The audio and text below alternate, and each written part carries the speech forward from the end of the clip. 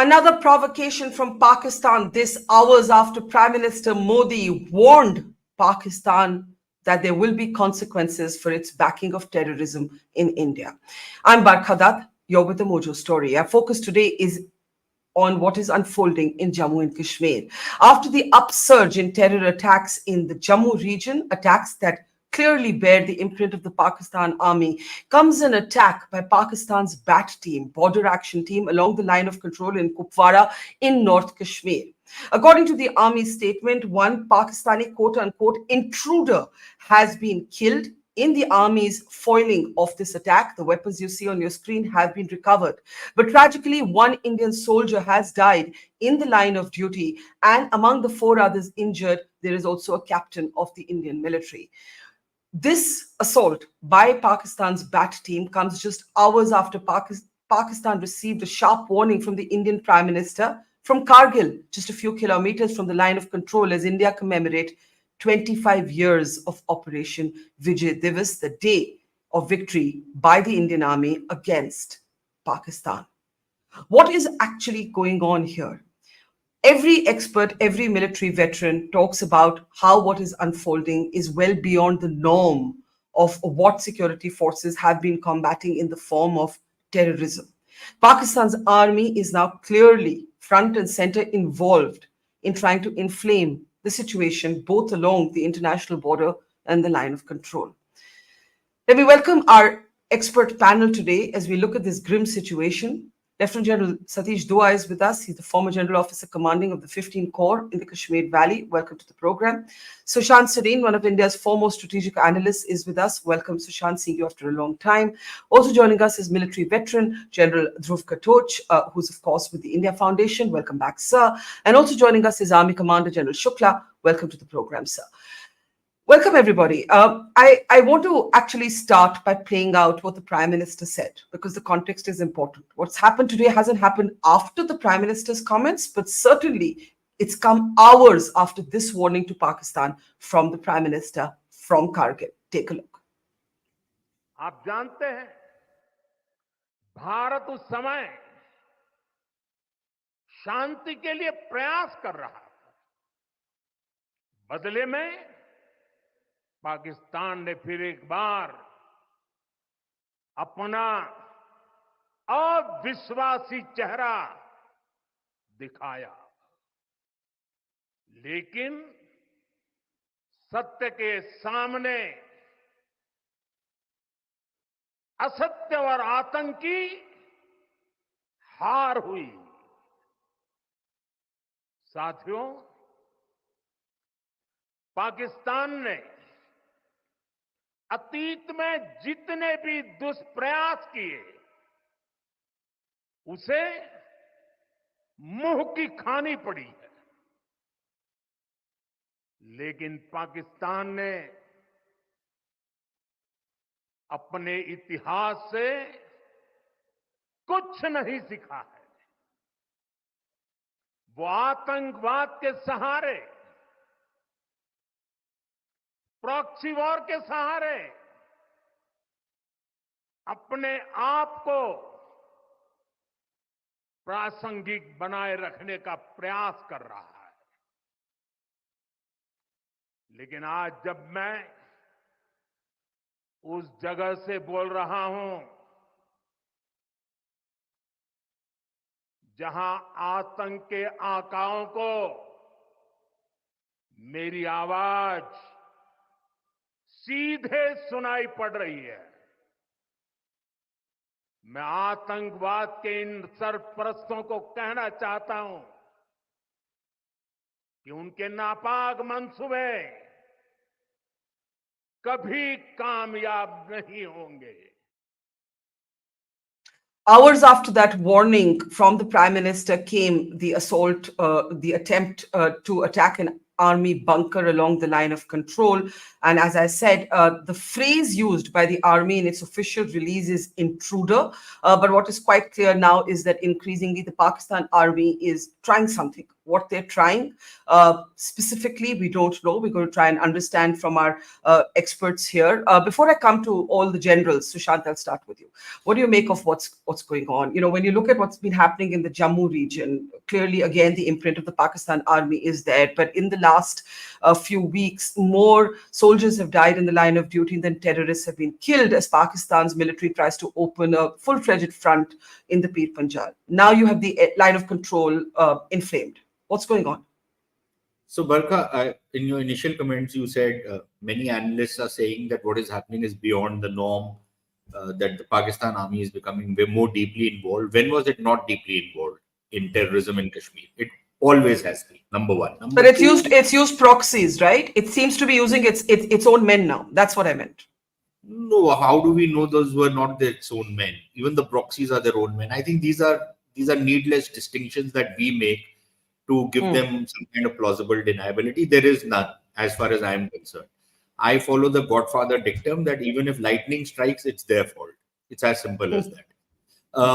Now, the thing is, what is our response? Number one, I think our response has always been reactive. I'll give you one example.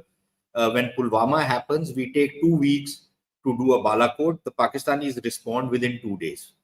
And then we don't up the ante, which we should have at that point of time. Even today, I think we should have expected what is happening for a couple of reasons. One, the Pakistanis have their back to the wall. They think that the Indians have kind of written them off, that these guys don't count for anything, and they need to make a demonstration, a show of force to India, that they are very much in the fray, that they are not down and out. Number two, there is a domestic compulsion for the Pakistanis, because the Pakistan army is being criticized left, right, and center within Pakistan, and especially within Punjab. So they need to, they need to rake up tensions with India, not get into a bigger conflict, but rake up tensions, because that they think will unite the people behind them. Number three, you have a new army chief in Asim Munir. Please remember, he was the ISI chief when Balakot happened, or rather when Pulwama happened.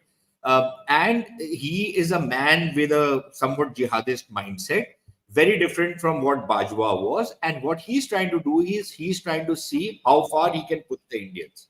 Very clear. It was always going to happen. Many of us were warning. What is happening in Jammu is partly a dynamic of how terrorism has operated in Jammu and Kashmir. But again, what has happened today is even a bigger dare from what happening from the Pakistani side. But importantly, Barkha, if, for example, we are saying that the Prime Minister makes a speech yesterday, and then within 24 hours, there's a bat action in the Kupwara sector, then it tells you how prepared the Pakistanis are to ratchet up tensions and to turn the tap on terrorism as far as India is concerned. And this is something which should be bothering us. Now, what happens very often in India is that we seem to think, okay, fine, we've got 5-6 months of peace. We start declaring victory. We claim that everything is done and over with. And then, the Pakistanis surprise us. They've always surprised us, and they're surprising us once again. And what surprises me is how gullible either we are or how unprepared we are for these surprises, even though warnings are continuously issued by people who study this issue that please don't take this lightly. Please, there is a threat coming. One final point. I am of the view that, this nonsense that we have internalized, that if they cross a certain threshold, only then we will do something. That is the biggest and the most brainless thing I've ever heard in my life. Increasingly, even I used to think that, but I think I've developed a brain since then. Because how do you define a threshold? Do you define a threshold when 5 soldiers are killed and 2 or 3 of them are beheaded? Is that your threshold? Is it when 40 people die, your threshold? Is it when a civilian bus is attacked? Is that your threshold? What the hell is your threshold? And then what is your preparation that within hours, if not a couple of days, that there is going to be a massive and a robust response to what the Pakistanis have done? Do we have any? We have 3 generals, very distinguished men, all of them. I would like to put this question to them. What has been our response? So I think there is this problem which has always been there from the Indian side, that, we keep waiting. Okay, fine, we'll roll with the blow another time. I don't think we can afford to do this endlessly. And one last point, Barkha. Please remember, strategically, we are in a much better position right now. The Pakistanis have always done this, playing this brinkmanship. They are at a place where they cannot play this brinkmanship for the reasons we expected them not to do anything. Uh, that is also the reason why we need to play this game better than them, which means that they are Okay. already occupied on their western front. So we need to ratchet up tensions like never before on the eastern front to squeeze them on two fronts, number one. And number two, their economy is on the ropes. We need to increase the cost for the economy hell of a lot more than what we have done so far, so that you squeeze them even more. So please do not follow the Prithviraj Chauhan syndrome that, okay, my enemy is down and out, let me pick him up once again, let me be chivalrous. There is no chivalry with barbarians. No chivalry with barbarians. Let me take some of Sushant's very trenchant questions to the three generals now. I'll start with you, General Shukla. Sushant says Pakistan has, surprised us despite warnings. I specifically remember a few days ago, you and I were on a program with some other distinguished military veterans in a different context, but we were looking at Jammu, we were looking at other challenges. And the point made by all of you was that in the run-up to the Kargil anniversary, Pakistan was going to ratchet up tensions, right?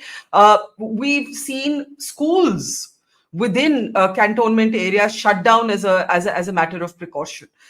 I don't know if we can use the word surprise. I think Sushant's point is we all knew that there is going to be some sort of attempted escalation.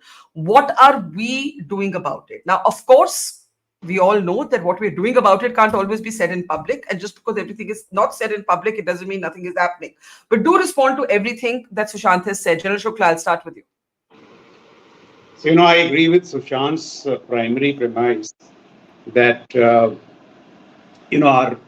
in terms of what he calls our readiness levels and all and so forth, there is scope for improvement. But let me just put the whole thing in perspective.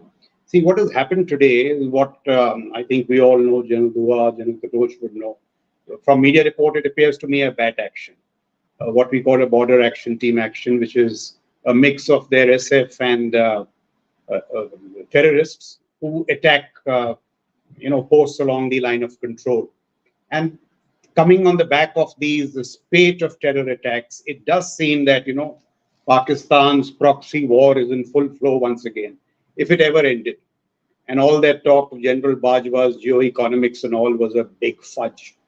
The point, is it has, not that it has not happened before. Because of Kargil, there was dislocations in our terror grid. All these kind of things happened. I remember I was the G1 Ops in Akhnoor when almost an army commander was shot. There was a terror attack on Kaluchak. This whole business of terrorists finding refuge in a forest, so operational Sarvinash was done. I remember General Idda was the 16th Corps commander. So what we are seeing now is, the widening of the arc, escalatory spiral from the hinterland to the LC. The point remains that the Indian Army will take care of it. It has taken care of it in the past. Now, the question that Sushant raises has to be linked to an escalatory ladder. See, when it's not that things didn't happen. When we did a series of things along the LC onto Balakot, did he back off? Of course he did. He backed off for a while, and therefore we had great peace along the line of control. Now, it is very difficult for people like me from the outside to tell those who are in command now as to what they should do by way of escalation. The first bat action, should you do a Balakot? The responses have to be escalatory. But yes, if Sushant is saying that we are allowing the same thing to happen again, could we have done better? We could have. What has happened primarily? Now, this is linked to the larger question. And here I have a view that this Pakistan-China nexus, it's not a nexus. It is a deep military alliance. I do not have proof, but I have a very strong hunch. Moment something happens along the LACs, so you move RR sector out, you vacate the terror grid, and these series of things now start happening. Now, if you have to reconstruct the terror grid, it takes a long time. It takes a long time to build networks. It is going to take 6-8 months. I have no doubt that this whole thing will be stabilized, but it will take a while. So the lesson here primarily is this, that see, when it comes to the valley and these areas, technology cannot replace terror. We were told that time that when we vacate the grid, paramilitary will come in. The paramilitary is not up to it. So the point is that the grid has got weakened. So we see now the Pakistanis back in business. They will be set right. We must link it to the larger issues. Now, here is the larger issues are what? And here we must not, if we take a slightly 10,000 feet view, we must realize that India's strategic adversariality is indeed great. You cannot do this. Pakistan remains a pest and China is the actual threat. But if you shift focus this side and that side, that is what he'll make you do. So there you need, larger issues, like I've been saying for a while, finessing our strategic deterrence, raising defense budgets, because we do not have the luxury of switching from China to Pak to China. I'll give you just one more example. Just after 2611, I was in MO Directorate, and a distinct decision was taken to rebalance to the northern borders. It got interrupted, or before 2611, it got interrupted by 2611 and this whole Pakistan focus. And then we rebalanced after Galwan. We should have rebalanced before Galwan. So the point is that these Pak-China nexus is an intimate military alliance. I have a strong hunch they do it in concert. And so, I mean, could our preparedness have been better? Certainly. But, Pakistan remains a pest. What they are doing has been done in the past. We'll get the better of them. Okay, I want to pick up this, coupled with what General Shukla has said. Sushant's question, General Dua, what is our threshold? And actually, Sushant seems to imply that, you can't arbitrarily decide that, these many lives is what our threshold is. But equally, when it is an instrument of a country's state policy to inflict terror on India, which is the Pakistan state's policy, then do you react every time? What is the appropriate reaction? Do you react by opening another front for them instead of allowing them in concert with China to open two fronts for us? General Dua. I agree with Sushant that it is very difficult to define a threshold in empirical terms. In fact, I have said that in a couple of channels myself. How many, sorry to use the word, but how many deaths is enough and how many kills are enough. I think you also have to see the larger context. Talk of 2016, when in response to Uri, India launched a surgical strike. That year, Pathankot had happened. That year earlier, EDI building, where was a 6-storied building, was taken over by suicide terrorists on outskirts of Srinagar in a place called Pampur. 66 hostages were taken. It took us 2 days to clear the mess there. It happened again the second time after a couple of months. There was a series of such incidents. So I suppose the context also defines the threshold and not just the empirical number of kills or number of encounters. Allow me to make another point, Barkha. What we are seeing now, over the last couple of months, what we are seeing, or let me start again. What is happening in Kashmir over the last couple of days? We've seen a couple of encounters. Today is very sad. We lost a soldier as well in a bad action. What has been happening in Jammu region for the last couple of months and what is happening in Kashmir in the last couple of weeks are two different things. In my way of looking at things, what is happening in Jammu region is a concerted action on the part of Pakistan to activate dormant areas. I will not repeat the points that have already been made. The area has been dormant. It has had comparative peace, and hence there has been thinning out of forces, of agencies, etc. And they are trying to activate the dormant areas in Jammu region, and we've seen all the encounters. What is happening in Kashmir now on the LOC? It is almost a cyclic thing that happens every year. When snow melts, this is the time that activity picks up along the LOC, whether it is infiltration bids, violence in the hinterland, or bad actions. This happens now. Yes, it could have been timed along with the Kargil Vijay Divas for the purpose of making a statement. to respond to one of the points Sushant made in terms of our preparedness, I'm not trying to bat for anybody, but the fact remains that on a long 770 kilometers of LOC, while all soldiers are always prepared, but when infiltration bits take place, the infiltrators have the initiative. At some places, they will have some success, and especially in a bad action strike and go back. But this bad action, unlike many bad actions, has been a good one from the defender's point of view. We've actually managed to foil their attempt, though our soldiers got wounded. About the last point I want to make is about how to impose costs on Pakistan. We need to have a better, larger strategy instead of these tactical responses. And the larger strategy, we've already heard two speakers speak about China-Pakistan nexus or collusion. But the point is, we need to make it impose costs on Pakistan. That can take many shapes. We can think about it. I'm sure perhaps those in service and the leadership is thinking about it. But just to rattle off a few, for instance, we have a ceasefire on the LOC. Is that ceasefire, it does benefit all those who live on the LOC, soldiers as well as civilians on both sides. It does benefit them. But I mean, if we want to raise the cost for Pakistan, because Pakistan is they are also embroiled on their western front, so we can increase the cost for them on their eastern front. We need to think of using all approaches or using all instruments of power, whether it is the economic angle or the diplomatic instrument of power. We need to increase the cost for Pakistan in every aspect to deter them to take these kind of actions on the LOC.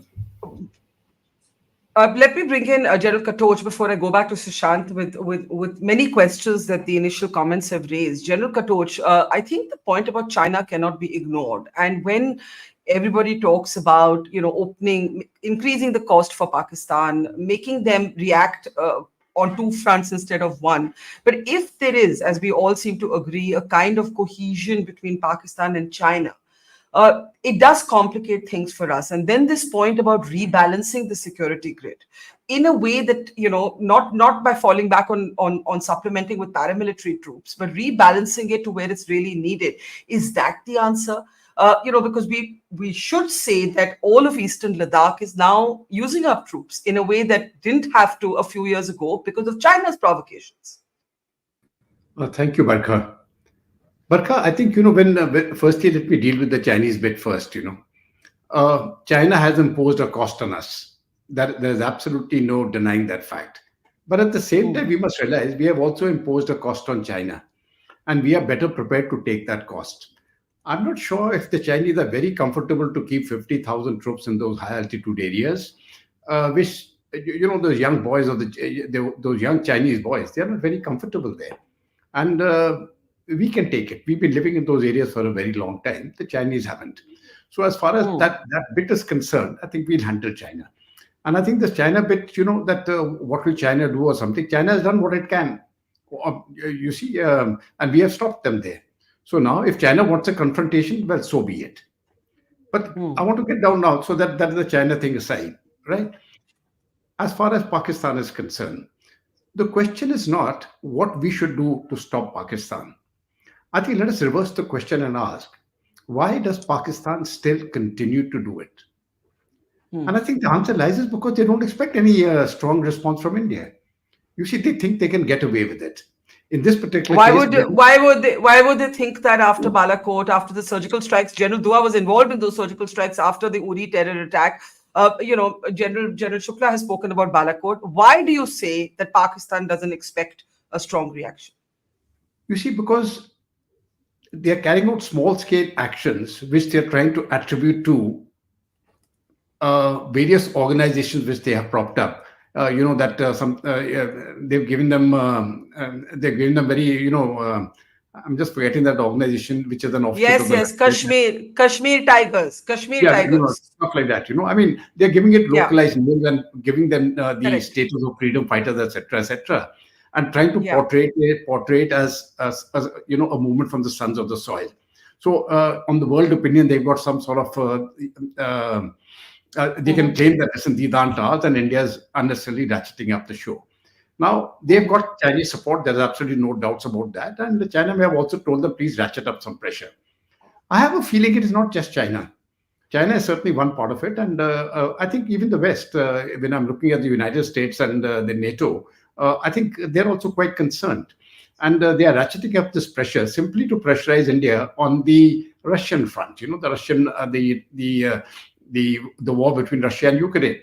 And the Americans have been very, very disappointed, and so have the Israelis, and so have the others, to say that, listen, why does India still continue with its stance or neutral stance with Russia?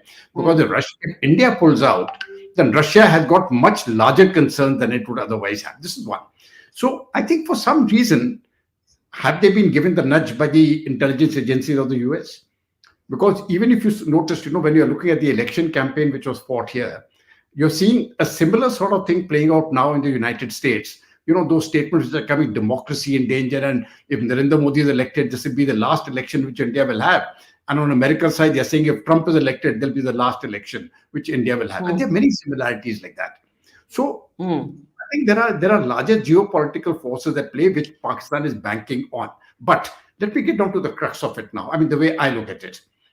You see, the question is, I have been arguing about this in my writings also. There are two-sided response. Two things have to happen. One is a statement given by the Prime Minister, as a declaratory statement. The way President Jimmy Carter gave in the 70s or 80s, I think that time, when he spoke of the Persian Gulf as being of American interest, and they will do whatever they have to guard it. That became the American doctrine, and they implemented it.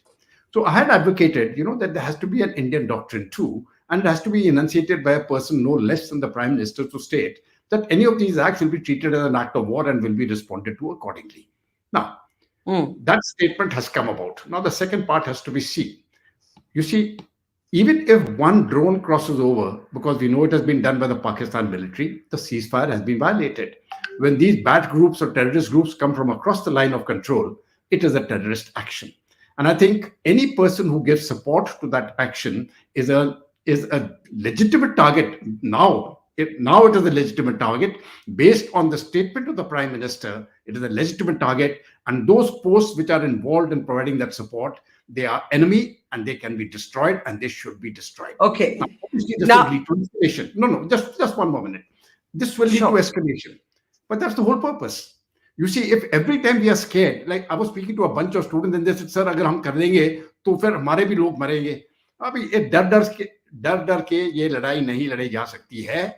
They are going to be costs for India. We will bear those costs, but we will break this country. If that message goes across, they will think 20 times before sending one person across. After the Prime Minister's declaratory intent, we need ground action, and that will make that is the only way we can stop further actions. Barkha. So actually, let me pick up the last point that you made and take that to Sushant. Because Sushant, you started your comments with the question, what is our threshold?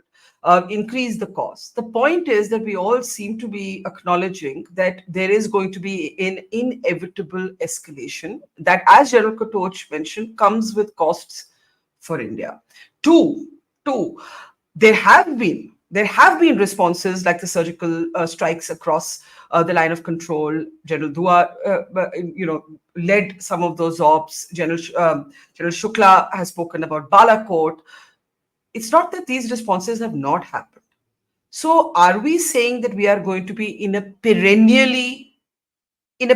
state of no war, no, well, we're already no war, no peace, but in a perennial state of military response? Because that's what seems inevitable now.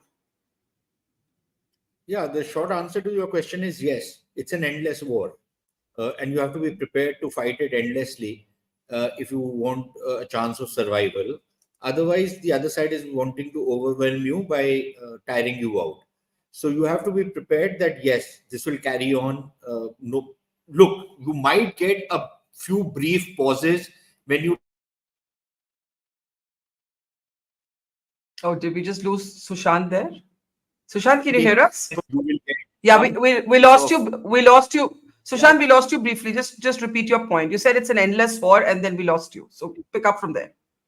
Yeah, so what I'm saying is that yes, this is going to be an endless war, and you have to be prepared to fight it, because otherwise you will, the other side thinks that they can tire you out or they can scare the hell out of you and overwhelm you. So I think we need to be prepared on that count. Number one. Number two, look, even when Balakot happened or the surgical strikes happened, that will buy you maybe some temporary pause.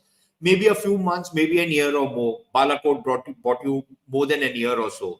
Uh, it buys you that kind of peace for some time, or non-combative or non-hostile environment for some time. But then it starts off all over again, because you are dealing with an unreconstructed, unreformed Pakistani state, which is increasingly becoming jihadist in its outlook. So you have to understand your adversary to be able to fight with it. Unfortunately, out here, we are more interested in puppy jappi and all kinds of other nonsensical stuff that we do not understand what the enemy is all about. So there is that factor. Number three, I think there is one issue on which I need to take on from where General Dua left off. Look, to say that what happened in Jammu, for example, is something which is part and parcel of how the dynamics of terrorism operates. I understand that there were gaps and other stuff, but does it take us 3 years to wake up to that? Because the real insurgency in Jammu really starts around 2021. In the corporate sector, Barkha, they look at financial analysts look at corporate results every 3 months. They see what are the kind of sales, what are the kind of revenues, what are the kind of losses being made, and on the basis of that, they start making their assessment of whether a company is going up or going down. Okay, and the stock market moves accordingly. You should have something similar on the security front. When the first attacks happened in Jammu and they were directed against Indian Army, the security forces should have woken up that, okay, this is a material change in the situation. Dheere dheere karke they kept happening. And until now, when suddenly there's been a series of 3 or 4 attacks, we've suddenly woken up that, oh, the situation in Jammu is going out of control. That's not the way how you do these things. So you need to be very, very sensitive. Even the first indication should wake you up on what might be happening, and always imagine the worst case scenario. But to go back to our retaliation mode.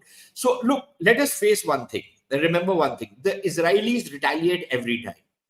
It does not mean that terrorism has stopped against Israel, but you have to keep taking the war into your enemy side if you really want to have a chance of survival. But Otherwise, you will not have that chance.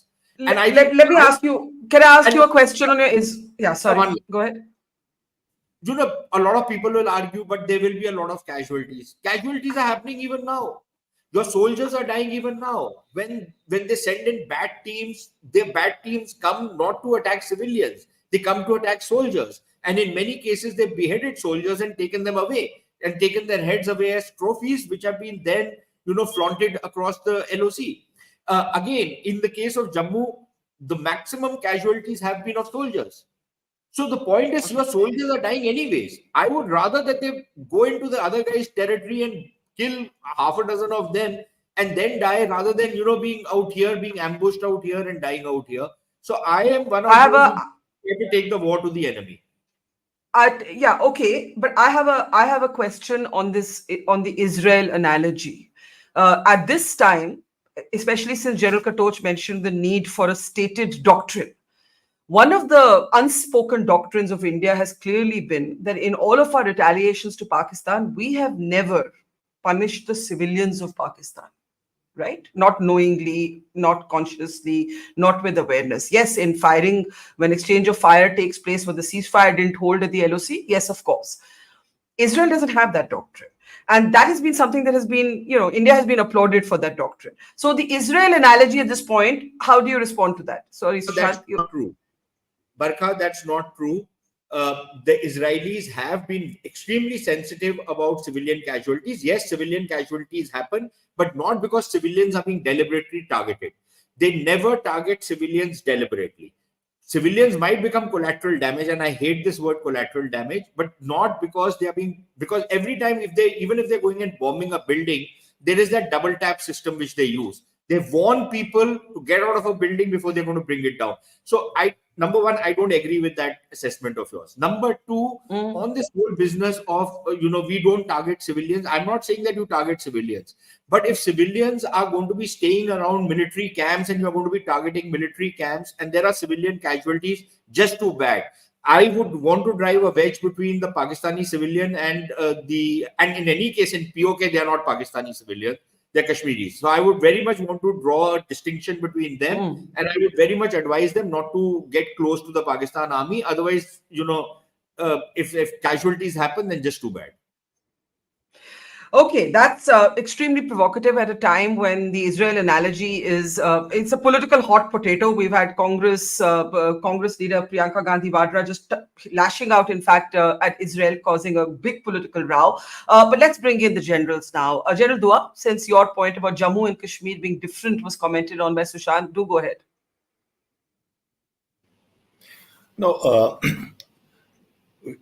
in the Jammu region, when these attacks started a couple of years ago, or shall I say restarted, because for last about a decade, Jammu region was comparatively peaceful, below a certain threshold, and we didn't have encounters over there.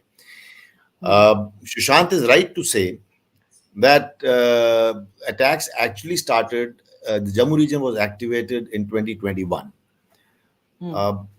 Although I was retired by then, I had retired by then, but the fact one can understand at that moment, our focus was so much on Eastern Ladakh towards China. Yes, we had pulled out a couple of formations, Rashtriya Rifle troops from the Jammu region.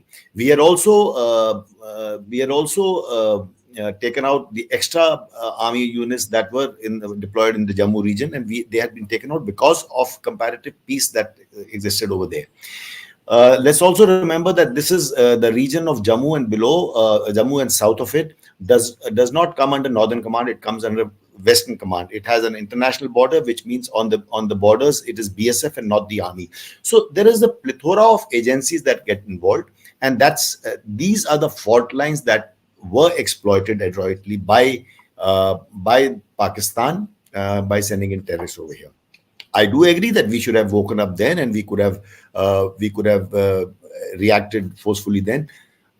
Unfortunately, as I see it, I think the due attention was not given or could not be given. I cannot say which, but the fact remains that today, when things are hotting up like anything over the last 2 months, and that's why now the army has been pushed in for a better response. We need to create turbulence for the terrorists in those areas, in the mountainous jungles of Jammu region, especially the Pir Panjal area or Doda Bardwa area. Like we did in Sarfinash in 2003, a massive operation was launched where they were all pushed up, shaken out of their comfort zones. That's what we need to do at the present moment, and I think that's what the army is going to do now. Last week that we have moved more than 3,000 troops, including special forces. General Shukla, I have a question. The army's official statement calls the infiltrator as an intruder. They've been very careful. I was wrestling. Okay, what do I call this guy? Because it's Pakistan's bat team targeting an army bunker at the line of control. So it's not clear, is this guy an intruder? Some reports have suggested he's irregular. What did you make of the use of the word intruder? I guess the army is being cautious. I don't know.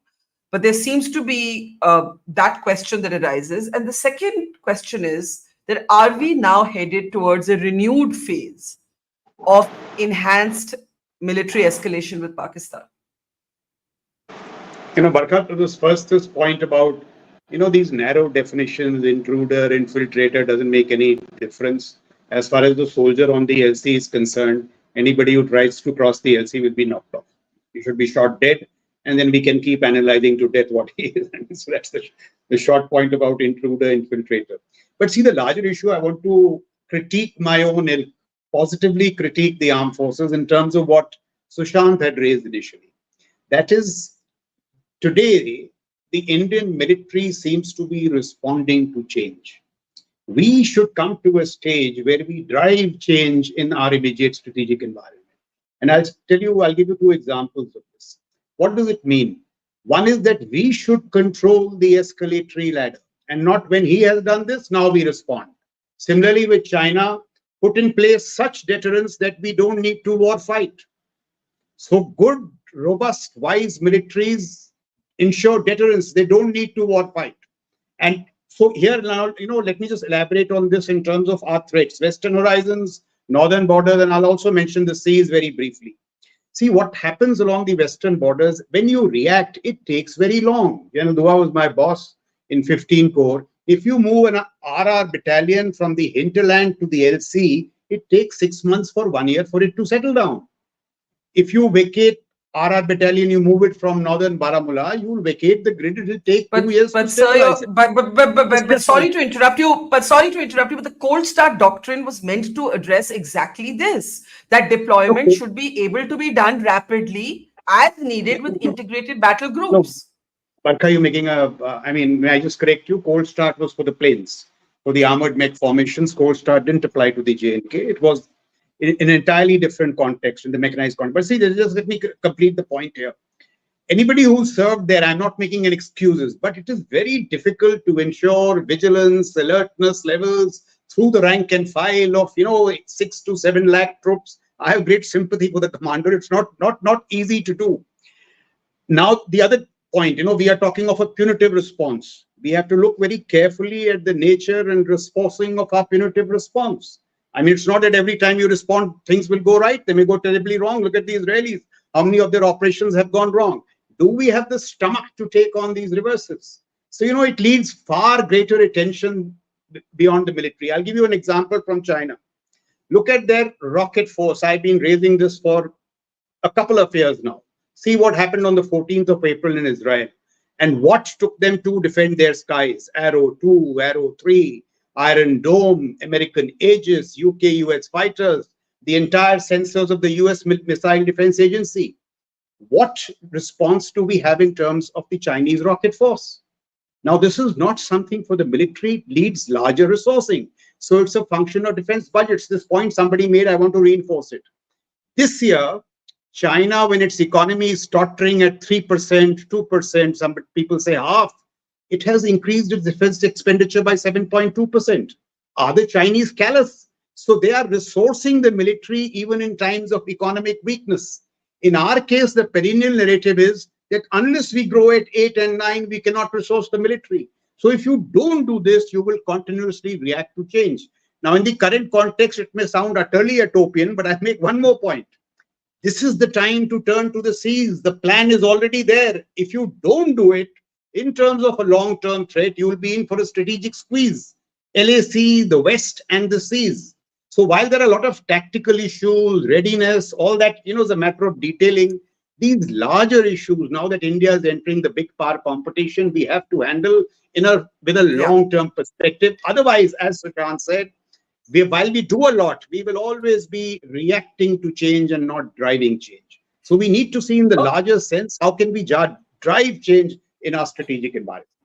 So that realistic question that you pose, what happens if punitive action goes wrong? Let me put that to General Katoch, and then I'll give Sushant a brief last word because we need to close. General Katoch, I didn't say what happens. Sorry, General Shukla. I just wanted to say I'm not, being cautious and saying don't do it because it will go wrong.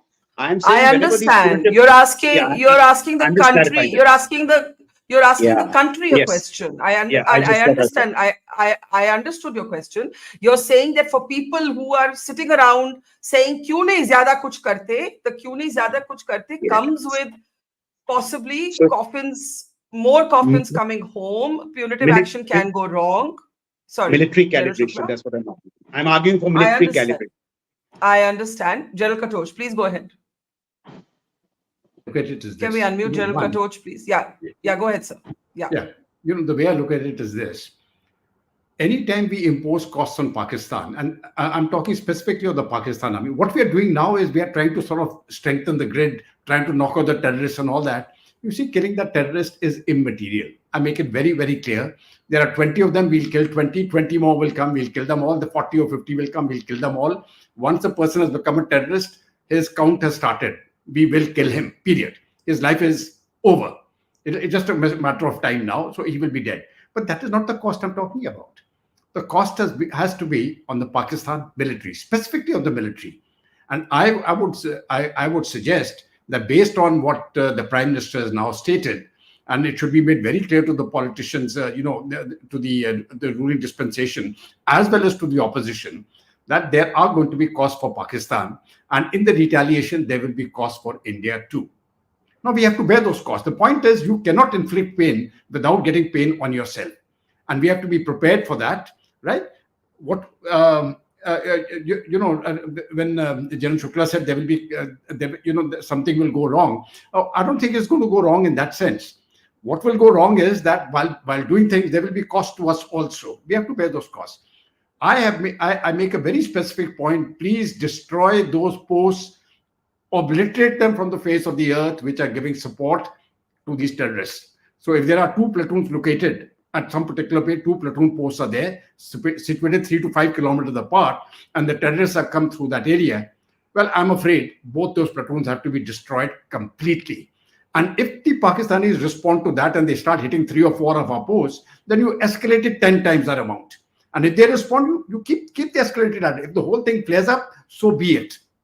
But every time, if the Pakistanis are assured of a firm response, that is deterrence. If they think that no, India will stop after some time because, the Americans will say peace and then people will say, aap to Gandhi wale hain, aap shant ho jao. I think they've got to get the idea that, theek hai, we will not stop.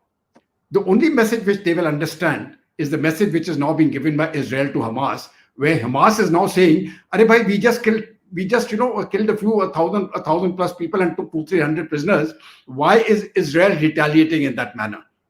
I don't know. I think the Israelis are justified. They should, you cannot just go there and start killing civilians and then say there'll be no retaliation. There will be retaliation. And I think that message has to go to Pakistan too. You cannot get away with it.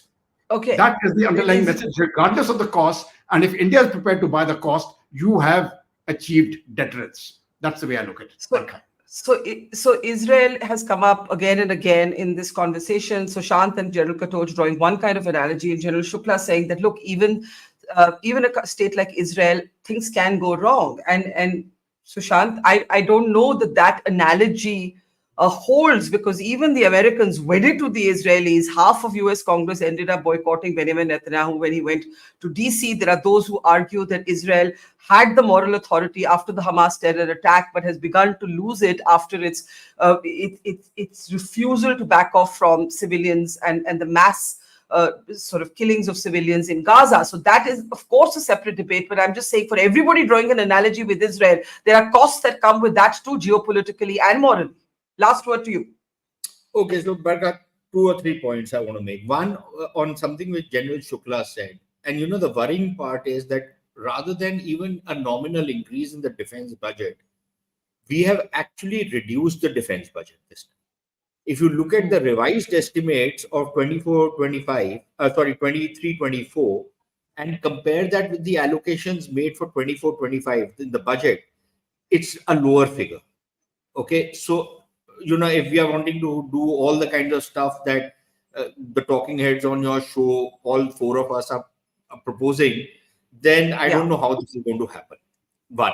Number 2, on the Israel analogy, again, I don't have to go and follow the Vokes in America who don't even know what their gender is.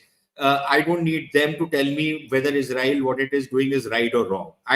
People who are obsessed with pronouns, I don't take seriously anyways. And in any case, maybe 100 people didn't turn up. Maybe they had constituency compulsions.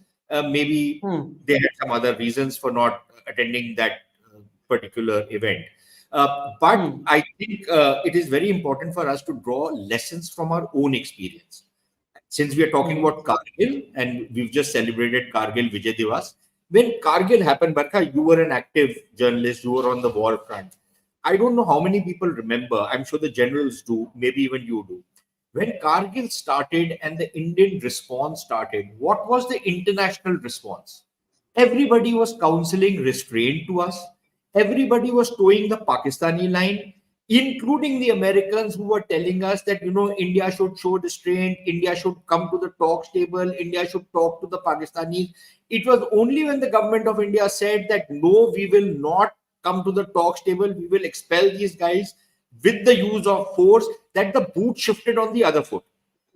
So we should take this lesson. And if the Israelis are doing something similar, to some extent, I would say that they are justified. Okay, I don't hold it against them. What Hamas did and the way people celebrated what Hamas did, I think it was unconscionable. And for the same people to now play victim, I don't agree with it. And finally, on this whole thing about casualties, yes, you have to be rest assured that when you fight a war or when you get into this kind of a scrap, there will be losses. But there will be reverses.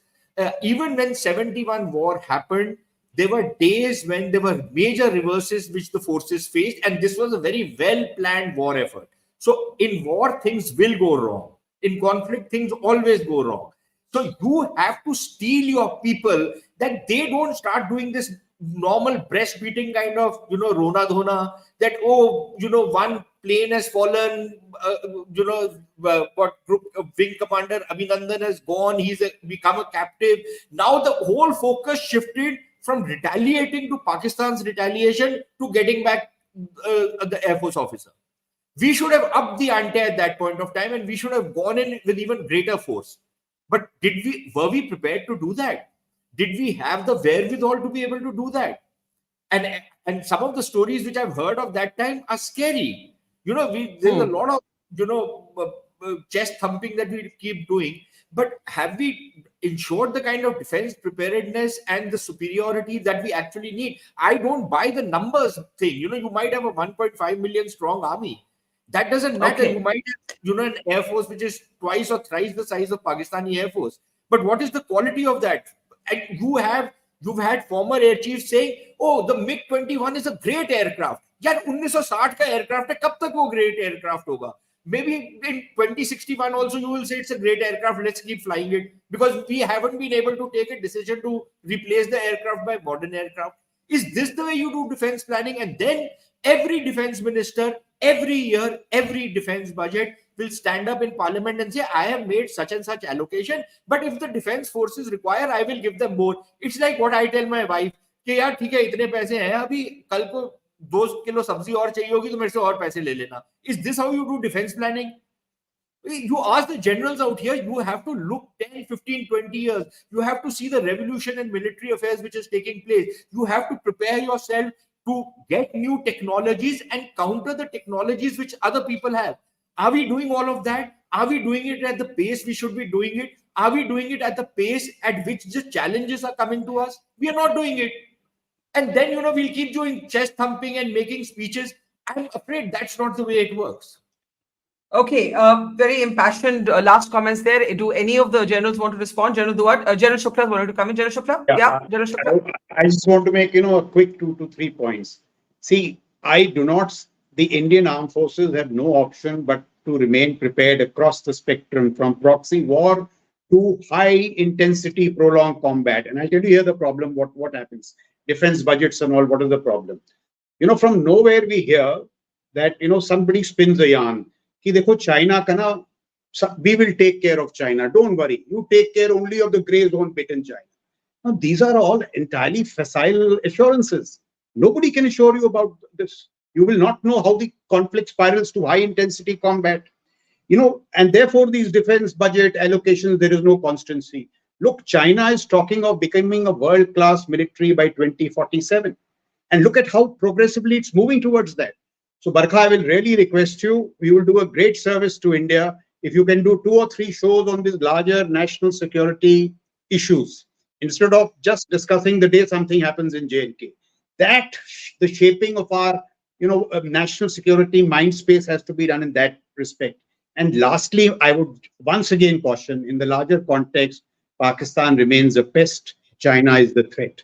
Pakistan can be taken care of. All that is happening here, I'm not undermining it, should not make us take our eyes off the larger China challenge. I think we can all agree on that last sentence. Pakistan remains a pest, but China is the real threat. And to recognize China as the adversary, as the larger adversary, as the more dangerous and the more insidious adversary, and that geopolitics is a big part of what's happening. Sushant, you want a quick word there? Can we unmute Sushant? Yeah. Okay, so I don't disagree with what General Shukla is saying. I entirely agree with it, except with a caveat. China is our primary threat. I think that's a no-brainer. But China is a threat, a state-to-state threat, right? It's in the normal, it's a kind of a normal threat in that sense. The insidious threat comes from Pakistan.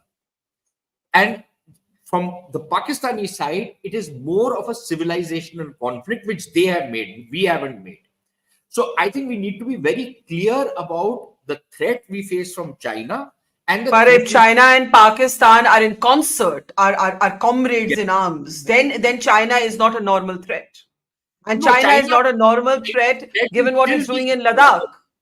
China's threat will still be the most significant threat we have, but it is the threat which, a big state versus a small or a relatively small state, it's that dynamic which is at play. It is a state which is becoming a major power, which is then trying to throw its weight around, and we are going to resist it. It is that kind of a equation which is developing with China. In the case of Pakistan, it's a completely different thing. It's far more visceral and virulent than what it is with China. With China, it is a normal kind of a conflict situation in that sense. I don't know if I'm becoming clear on that. But I think now General Shukla wants to respond, and please, General Dua and General Katoch, if you want to come in for quick last words. General Shukla, please. It took such great effort for the Indian Army institutionally to take its, to focus on China while taking its eyes off Pakistan. It was such a colossal effort. I know it. Sushant, please don't get us to start doing the reverse now. China is the real threat. Okay, the debate carries on. We leave it there. I think we leave it there because it's a whole different, another hour we need on China and Pakistan, and I will be sure to organize it. Sushant, General Shukla, General Katoch, and General Dua, thank you. And to our audience, thank you for watching. See you tomorrow. Have a great weekend. It's great to see you here. Thank you for watching our work. If you haven't subscribed yet, don't forget to click the bell icon and subscribe to Mojo Story and support independent, robust journalism.